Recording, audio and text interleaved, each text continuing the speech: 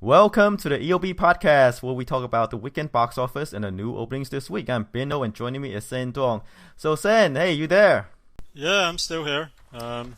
Like Batman vs Superman, Dawn of Justice. How's that? Completely. Yeah, how's that related? How is that relevant? Yeah. Well, it experienced a huge drop off from last weekend.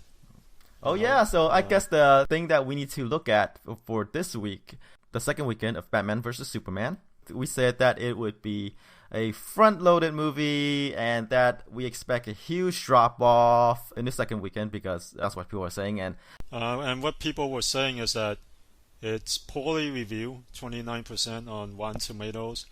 It has a B cinema score, which is below average. The average movie gets like a B plus on cinema score. So it's getting a bad grade from critics and audiences, which usually leads to bad word of mouth and huge second weekend drop-offs. And both of us were saying, well, let's see if the word of mouth will affect it this week.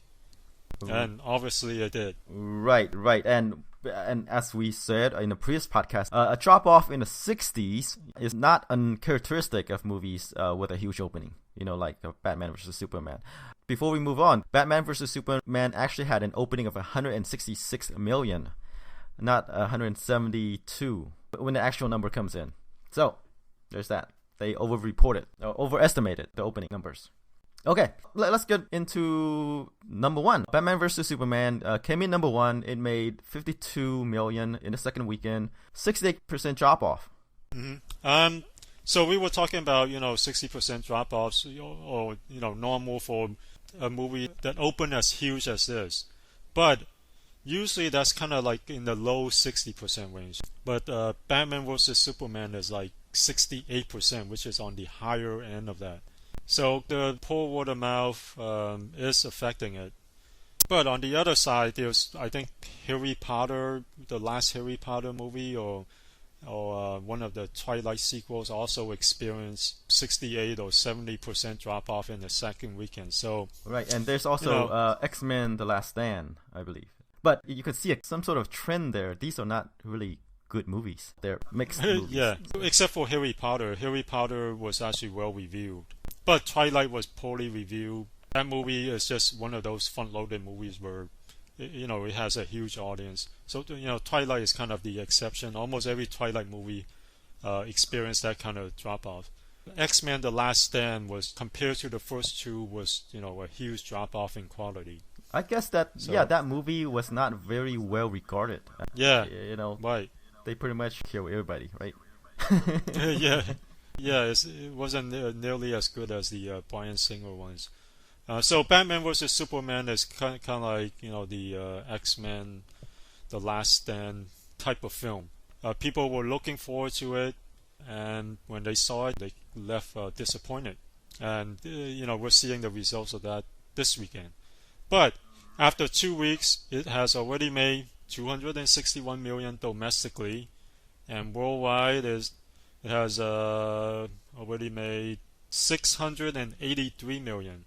After the first weekend, people were thinking, cross $1 billion worldwide, but now that figure has been adjusted down to around 900 million, which is still not bad, pretty good. Yes, I guess as the movie that would launch the DC Cinematic Universe, it's not bad. I mean, it could be better. $1 billion would be pretty good, but 900 million isn't that far off. Right. 900 million is a couple million here and there, right? but still, worrying. Well, exactly, a couple hundred million here. Right. But more worrying is the reviews, right? The cinema score is not good.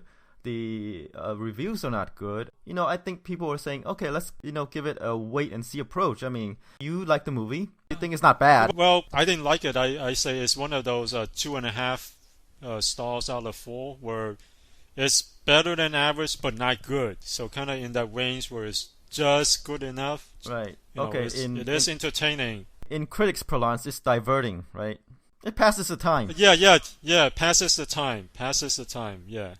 When people ask you, you wouldn't say, hey, it's good. You say, you think about it a little bit and you put your finger out and you give them the not bad, okay Right, at least a rental. Yeah, at least a rental. Well, here's the thing that we have to talk about, right? There's the Final Four, March Madness, the Final Four basketball tournament, of the various colleges have an effect on this movie and a huge drop-off. Could be it's the same, audience. I think it could possibly be. So we might have to see what happens next week too. Will it continue to have this kind of drop-off, or will it slow down? The Final Four might have an effect because it is the Final Four basketball tournament. It is tournament. The same demo. Same demo. Yeah. They can always catch the movie later. Like you say, we have to wait until next week to see if it's stabilized or if it will experience this huge drop-off. We'll see. But I think it might be slightly disappointing if it is only able to hit like 800 mil. But if it hits about 900 million, that's still kind of a solid number. You know what? I think this number worldwide. Yeah, I think this number is actually pretty good because, like I said, Warner Brothers doesn't have a good track record outside of the Christopher Nolan movies. Right. So that's true. And it is already at 683 million worldwide. It's already been the Man of Steel. Right. But Man of Steel didn't have this kind of buzz. I mean, like this kind of build-up, this kind of hype. Yeah, but then again, like the movie came off of a very successful Nolan, trilogy, Batman. But Superman wasn't a very well-liked character here. It doesn't have, when they switched to Henry Cavill, he was okay. I think who was the previous Superman? Brendan Routh. Yeah, Brendan Routh. I mean, his movie didn't do that well. So you know what? Here's the thing. It's kind of odd how time changes people's opinion, because Superman Returns made 200 million, which is at the time, which isn't bad, and the reviews weren't horrible. The reviews were 75%. But what happened was it Bryan Singer? Yes. What happened was he couldn't get a deal done with WB. I think he wanted more money and a bigger budget that WB didn't want to grant him, so that's why they ended up rebooting it, because they couldn't work out a deal. Well, the budget was pretty high, 270. Yeah, it was pretty high. Yeah, that is high, especially for the time, but I'm not sure how reliable that figure is. Is that including marketing, or... Because at the time I read the budget was around 200 million, but as time goes, it seems like that figure keeps on growing, and now you mentioned 270, and I'm thinking in 5 years people are going to say the budget was 350. It's possible. The real number comes out, right? It's interesting that that figure went from 200 million to, I guess you say 270 in the, it's kind of odd that it keeps on growing. Right, here's the thing with Superman Returns, though. I mean, even though the critical response is good, I mean, I think audience doesn't really like it. They thought it was kind of meh. It's like one of those things. At the time, I think women responded better to it because it was more of a romance. Okay, all right. So what is the next movie in this universe? Was it Wonder Woman? Yeah. No, it's Suicide Squad. Suicide Squad? Yeah, that's considered part of this universe too. Is it? Or some of the characters going to show up, or are they just kind of unrelated? They're kind of related. I know they're placed in the same universe, but for it to be related, there has to be some crossover of events or characters, right? Well, from what I've been reading, it's considered the next film in the universe. It's considered kind of related. Oh, okay. See, that's the thing between Marvel and DC, right? It seems like it's a last-minute stitch-up of these movies. But we'll see. We'll see how it goes, right? But if you don't count Suicide Squad, then I think Wonder Woman is the next one. Yeah, I think Wonder Woman is the next logical successor to this one. I don't think Suicide Squad is because it has a different characters. Like a team made out of villains trying to do good, right? And you have this eye patch guy trying to hold them together. Right. Okay, let's go on to number 2, Zootopia. It made 20 million in its fifth weekend. Wow, drop off is only like 16-17%. And amazing. So far it made 275 million domestic. The worldwide figure right now is at 787. Right, and you know what's interesting? Yes. Zootopia worldwide could beat Batman vs Superman, which is probably something that no one expected. Well, we weren't expecting Batman vs Superman to do that well anyway. Yeah, that's kind of true. That's true. But I don't think anyone also expected Zootopia to do this well. Mm-hmm. It's been super leggy, not just in the U.S., but worldwide it's been very leggy. In China, is last weekend Batman vs Superman beat it at the box office, but this weekend Zootopia went back up to number 2, and Batman vs Superman is like number 3 in China. So Zootopia is holding up really well globally. It's amazing, fifth weekend, 17% drop off, and still 20 million. I'm sure. Yeah, I'm sure the Easter holidays have something to do with it, but still, that's a really good the rabbit. No wonder. Well, kids are off during spring break. Right. It's looking like we mentioned it before. Disney Animation is taking the luster, the animation crown from Pixar. Yes, but at the end of the day, they're both the same company. Competition is good. Right. Between these two rivals. I mean, hey, every studio would love to have this. 2 powerhouse animated studios under one umbrella. Yeah, but here's the thing though. Okay, Pixar right now is milking its sequels. Its original animations are not doing that well. Inside Out. Inside Out, beside Inside Out, right? But they're doing their sequel like Cars 2, Cars 3, Finding Dory, Monsters University, or whatever they call it right now, right? And their last movie, the dinosaur one, The Good Dinosaur, didn't do as well. The Good Dinosaur didn't do well. Yeah. Yeah, that's exactly. the lowest grossing movie in Pixar's history, right? With Disney Animation, they're doing it with Wreck-It Ralph, Zootopia, Frozen, all these movies. They're not sequels. Yeah, Big Hero 6. Yeah, Big Hero 6. They're not sequels. Yeah, they're all original films, all really well reviewed, and they all do well commercially. So it's kind of like that combo that Pixar used to have. Well-reviewed films, critically and commercially successful. Except now Pixar is kind of mixed in both of them. Some films on well-reviewed and on doing well at the box office. They kind of have a mixed track record right now, whereas Disney Animation's track record has been, super consistent. Right. Okay, let's move along to number 3, My Big Fat Greek Wedding 2. In its second weekend, it made about 11 million. In retrospect, the opening is pretty good. I mean, it opened to 17 million. The first movie only opened to 5 million when it went wide, and it went on to make over 200 million. This movie, the sequel, might not make as much, but I think it's gonna be a little leggy, given that it targets the older audience. The reviews aren't great, 25% on Rotten Tomatoes, but like you said, it's the only movie out there for that crowd, and it's holding up okay. I mean, the drop-off is only about 38%. It's a successful one for Universal, but it's not going to make anywhere near what the first film made, total. No, it's not, but still, I think it's going to still do pretty good. Right now, it's already at 36 million. It's probably going to end its run at 50, 55? Yeah.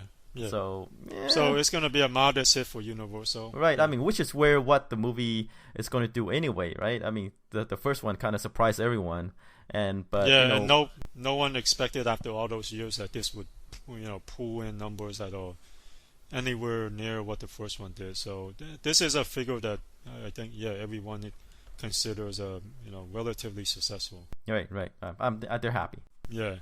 All right, should we move on to number 4? Okay, go take it. God's Not Dead 2 at 8 million. What figure were we putting it at? We said about 10. Yeah, so we're kind of there. The first one was a surprise hit. I think although it only opened to about 9 million, right? Yeah. The first one. And then it went on to gross like 65 million or somewhere around there. So this one, you would expect a bigger opening, but even though we had low expectations, it went even slightly lower than that. I'm not sure how well it's going to hold up in the following weeks. I don't expect it to hold up that well. So I think this is kind of a slightly disappointing figure. I think it's an okay figure because, the first movie opened to about 9 million. This one made, a little bit less. The reviews are relatively similar, 15% for the first movie versus 14% for this movie. But but for this movie, it has an A cinema score. So the faithful liked it. Yeah. So. But do you think it's going to hold up as well, though? Because I think the first one ended up doing what? Let me see. It did about 60. 60? Yeah, 60 60 domestic. million? Yeah. Yeah, and this one, I'm not sure if it's even gonna crack 30 million. Well, here's the thing. We have to see, because like if we were to analyze the first movie, I would say, hey, it's probably not going to do that well given the opening, blah blah blah. But hey, it held on and crossed 60. Yeah, but you would think if the first one being so leggy and so, I guess if it had the Christian crowd loved it so much, you wonder why they didn't rush out to see this one. Because this one has, usually for sequels, you would think, especially if the first film had a leggy one and had a cinema score, you would think that this one would open higher. It would be pent up demand. So we won't know until next week. But I don't think it's gonna hold up nearly as well as the first film. Yeah, perhaps true, but the reason could lie in the next movie, number 5, Miracles from Heaven. Okay. It pulled in 7.5 million. It targets the same Christian group. Stars Jennifer Garner from the producers of Heaven is for Real. Right? So it pulled in similar amount. So they target the same audience, but Miracles from Heaven is more of an uplifting movie. This one, God's Not Dead 2, is more of an angrier movie. So yeah, you're right. I think you're right on the mark. I wonder if God's Not Dead 2 would have done better if Miracles from Heaven hasn't done so well, because 22% is holding up really well, and it's already made 47 million, already a huge hit at a budget of just 13 million. So you're right. I think if Miracles from Heaven wasn't in theaters, I wonder if God's Not Dead 2 would have done a lot better. Perhaps. I mean, not a lot better, but right. The first movie pulled in 9, this one 8, so it had less. But then again, it has like competition from Miracles from Heaven, which targets the same crowd. If you combine it two, it's 15. Right? Yeah. If you So you're right about that. I guess the two of them probably split up the audience. So we'll see next week if we'll get a God's Not Dead 3. Which probably will, because it's probably already made back its budget. Could be, yeah. The rest is just profit. So let's move on to number 6, the third Divergent movie, Allegiant, pulled in 5.7 million. In its third weekend, I guess it experienced about nearly 40% drop off, and so far it only made about 56 million domestic. Let's see, the worldwide figure is what? 136 million worldwide. Right. It's definitely losing its steam. Even worldwide, I mean, the worldwide for the previous two films were around 300 plus million. This one looks like it's going to have trouble reaching 200 million or even 150. And there's another movie to go. Right, and it doesn't look good for the fourth and final movie. I wonder if they would just kind of cut their losses and do a direct-to-video, direct-to-Netflix. Who knows, right? I mean, because things looks okay, the first two movies, right? It opened to about 50 million plus. Things look pretty good for the first two movies, yeah. And then this movie made like, about half of that, open to half of that. Yeah, and dropping off really quickly. Yeah, what do you think it is? I don't know. It's similar to some of the other YA movies on the market. I think there is kind of a slight saturation in the genre. I mean, it's not just Divergent series. It's the what's the other one? The Maze Runner. Yeah. And then even Hunger Games experienced a pretty big drop off from the previous films. So maybe there's too many of these films. Do you think it's too many, or do you think it's the sameness of the movies? Maybe it is the sameness of the movies. It's all about these people in some kind of weird games, and the young teens. With this one and Hunger Games, two young female leads. They're going through these games, and maybe like you said, it is the sameness of them, and people just kind of they're kind of indistinguishable from each other. That could be it. People are like, oh, another Maze Runner, oh, another Hunger Games. Well, yeah. Let's take this opportunity to talk about the YA genre. You could say outside of the Harry Potter movies. Do you consider that YA? I don't consider that YA. No. I think Twilight is the one. Twilight is the one that that's more, more relevant. Okay. Outside of the Twilight series, I mean, not a lot of these movies that can carry on. With a movie with young leads, for example, teenage leads, like the Percy Jackson movies. Right. That was shortly after Twilight. There doesn't seem to be many successors, but after Twilight, I thought we were seeing kind of a resurgence in the genre, because you got Divergent. The Divergent series, at least the first two did well. Maze Runner did pretty well, and then you have Hunger Games. But I guess maybe it's because we have all three happening at once: Maze Runner, Divergent, Hunger Games. Because before you really only have Twilight. Maybe, but then again, you can say, what about all these superhero movies? They're all going on at the same time, and they seem to do okay. Right. I think with the superhero movies, they're different enough. Like, Ant-Man is more of a family film, more of a comedy. Deadpool, is a weighted, all wisecracking superhero, heavy in gore and blood. And then, Guardians of the Galaxy is more of a comedy. You got comedies, you got thrillers, you got family films. Whereas Maze Runner, Divergent, Maze Runner, Divergent, and Hunger Games are all thrillers. They're all one genre. And maybe that's why people are getting tired of them.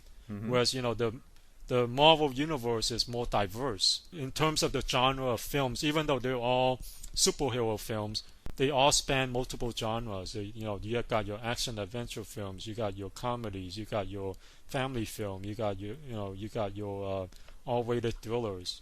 So maybe that's why comic book movies are able to continue to be successful, while these YA films are kind of dropping off really quickly.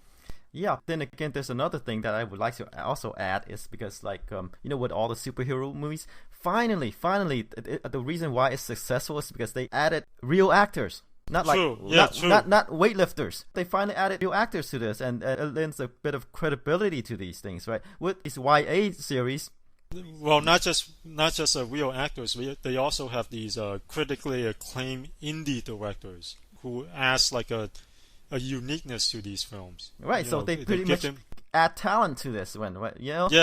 With this YA thing, they're just like grabbing unknowns out of the street, pretty much, and just throw them into these movies and ask them to carry a franchise. Yeah, in terms of the actors. Right. In terms of the actors. Right. But I think, with Hunger Games, and I think even with the later Twilight movies, they did try to throw in better directors. Directors who have a track record, even winning or nominated for Academy Awards. But it's interesting that no matter what kind of director they throw into the Twilight films, they still end up being poorly reviewed. Oh, they couldn't improve upon the source material. That's a tricky situation. It's like sometimes, because people love those films the way they are, those stories the way they are, every book critic or every film critic who's read the Twilight series think that is a poorly written series, in terms of the book. But for some reason, that appeals to that audience. They're afraid to improve upon it. What if by improving upon it, they changed it so much that it no longer appeals to that that group? Yeah. So I guess that's some of the reasons why these YA novels are kind of like dropping like flies. I think you hit it on the mark, though. They're indistinguishable from each other. All right. And we'll leave it at that for now. Okay, number 7 is 10 Cloverfield Lane. It pulled in $4.7 million over the weekend. It's still holding on pretty well. The budget is, you said, about $15 million or did so? I say that? I don't know. Okay, yeah. It couldn't be that high. It already crossed $60 million domestic. Right, it's very well reviewed too. 89% on Rotten Tomatoes. High quality thriller. Modestly budgeted. Doing pretty well. Yeah, and I think worldwide it's at 80 million. I'm curious to see how this will do worldwide long term. So far it's only 18 million. I wonder if it's going to get any higher. Probably not, because it doesn't have a huge brand. It doesn't have international stars. Yeah. It's not a world destruction movie. It's kind of like 3 people in a room. Not a movie, because it's more dialogue-y. Yeah, right. Not a movie that translates well in the international market. Right. Okay, number 8 is one of the new releases last weekend. It's Meet the Blacks. The movie is about where we had it to open, right? It pulled in 4 million. We said it would do 5 on a good day, and it did about just that. Right. It's a film that satirizes the Purge movies. I didn't know that The Purge was that well regarded or has that much of an influence that someone that has to spoof it. Yeah. Like we said last week, we thought they would spoof bigger movies. And we, like I said last week, if the Wayans brothers who have been doing these spoofs for, the last decade or two, aren't able to make them successful nowadays, it doesn't bode well for Meet the Blacks, and, it didn't. No. Yeah, the movie performed as expected. Expect a huge drop-off in the second weekend. Yeah. Right. Yeah. Yeah. We met the Blacks and we said goodbye to them. Yeah. I don't think we'll see many more spoofs in the future. Probably after a while. I mean, maybe. No. Well, hopefully. As long as they can make it. Remember, these things are cheap to make. So as long as they can make the movie, there is a market for these things. Like you put in, like you say, Cuba Gooding Jr. in one of these things, he can still hit it out the park, on video, because they're cheap to make. The story's already there. You just add comedy. Okay, let's move on to number 9. Eye in the Sky made 4 million. It's one of these limited releases that expanded. After 4 weeks, it has already grossed 6 million. 4 million of that during this weekend. Yeah. The per theater average is about 4,000, which is just kind of okay. It's a film that stars Helen Mirren, Aaron Paul, and the late Alan Rickman. Mm-hmm. Well, it's one of these movies that's in the Helen Mirren genre. She can still carry a film, even though it's limited as it is, right? It's probably gonna low-key make 50 million. Do you think it's gonna make 50 million? I don't know, but you've seen these Helen Mirren movies, right? It's just stay in theaters. It just go on and on and on, and then when we look at it, it's like, whoa, 50 million. Yeah. Like Woman in Gold made 33 million. Mm-hmm. The 100-Foot Journey made 54 million. Yeah. Yeah, could be. Although I don't think Eye in the Sky will go up that high. We'll see. Right. Finishing out the top 10 is Deadpool. It pulled in 3.5 million. Domestically, it's 355 million so far. 8 weekends already. And worldwide, it's at 754 million. At a budget of just 58 million. Very, very impressive. I think Fox made enough profit from this movie to crank out, I don't know, 5 more Deadpools.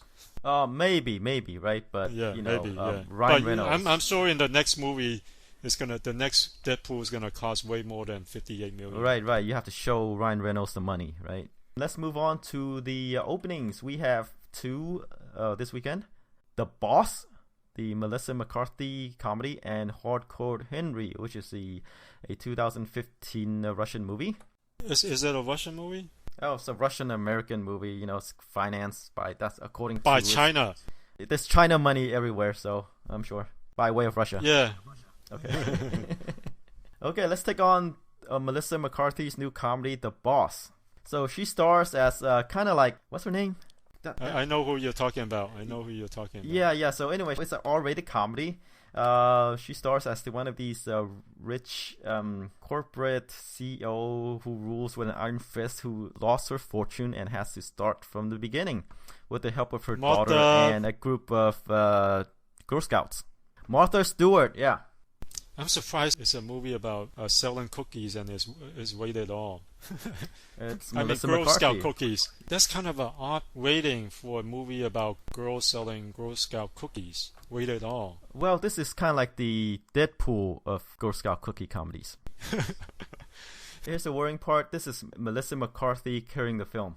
She doesn't That's a worrying part? Yeah, she doesn't have another person to play off on.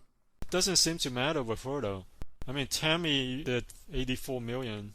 She headlines the other films, so... Her last comedy, Spy, opened to 29, went on to make 110 million domestic. Yeah, right. And that was pretty well reviewed. And even Tammy, such a poorly reviewed film, and Identity Theft. Both poorly reviewed films, but end up doing really well. Mm-hmm. So she does have a following, and she's been very consistent. Yes, with people want to watch pretty much Girl Scouts laying waste to the neighborhood, getting into fights, clotheslining each other, F-bombs. Yeah, the weighting is a problem for me because I feel like for that demographic, especially that subject matter, it appeals to a certain demographic who aren't allowed to see it because of the R rating, unless their parents take them. And would parents take them to see a rated R movie? Would parents feel comfortable taking their daughters to a rated R movie? Well, if they're in the teens, high school. The trailer didn't seem too bad other than the F-bombs. Well, it's kind of to me, the trailer. So it's not as funny as previous movies. She's almost unrecognizable in her role. The way she like covers her neck, the way she dressed. Alright, so what kind of figure are you putting it at? Yeah, 25. 25? That high? I think it's gonna open at 25. That high? I'm just going with the record, going by her track record. 25. I'll go with 15. I'll go kind of low. Wait, who's directing it? Let me see. Ben Falcone. He directed Tammy too. Yeah, I think it is her husband. Yep, husband. Husband? So from the team that brought you Tammy. Yes. This is a step up from Tammy.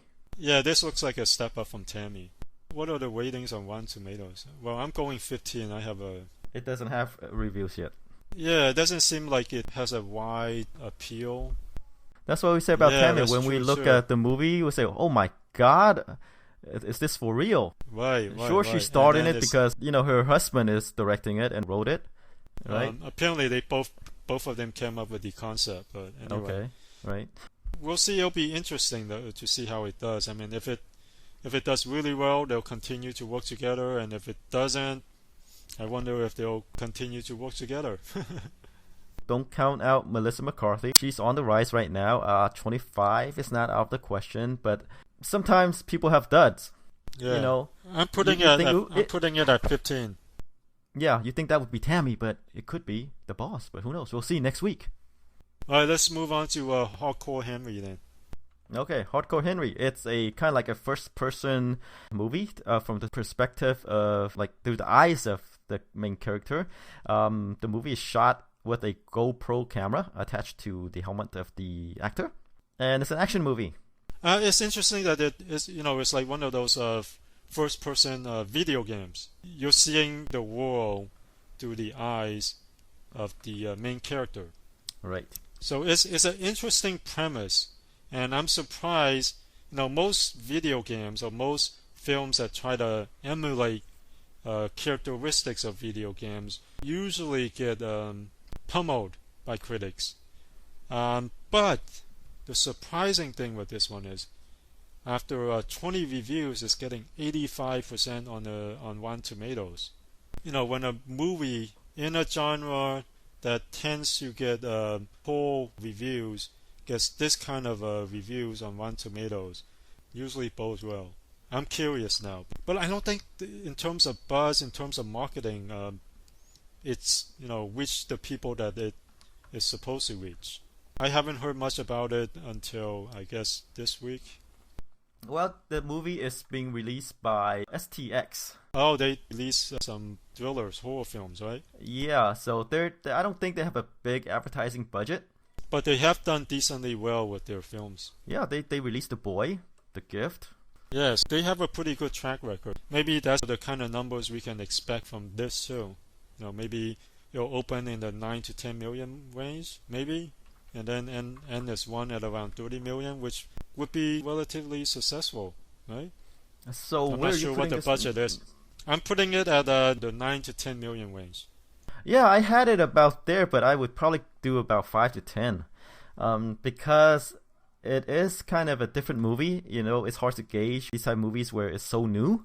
A movie that takes place, from the perspective of the main character, of the lead, and you expect this movie to appear sometimes when 3D, 3D glasses, where it's more mature.